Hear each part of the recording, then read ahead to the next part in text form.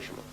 در حقیقت وقتی که تاریخ کلوب ورق میزنین، کلوب مردمی اصلا مردمی به هنر، وادی هنر است. وادی هنر، خب وادی ایجاد و مردمی قویراده در نبردهای جنگی هم همه وقت غالب آمدگی مردمی کلوب اینا در تاریخ نشان دادن و از همه خوبش او بود که مردم مهمان دوستار است. مردمی کلوب اگر کسی که خدا نکند از بیرون بیاید اما در خونش اگر یک مغز نون داشته باشه برای مهمان مردمی کلوب میبروید.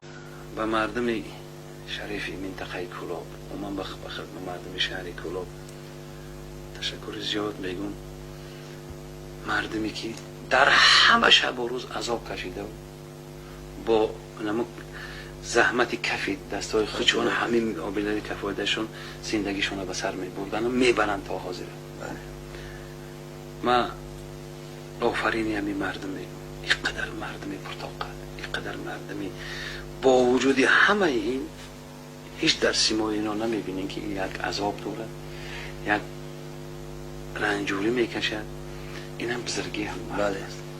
یعنی داغ نهانی شدن فقط در داخل میمونن درون بودن. من شخصا خاکی پای مردمی کلوب میشم. هر چی که آموختیم، هر چی که یاد گرفتیم، پدرامون، مادرامون، خواهرها و برادرامون از همون شهرکی کلوب میگم. سلامت باشه.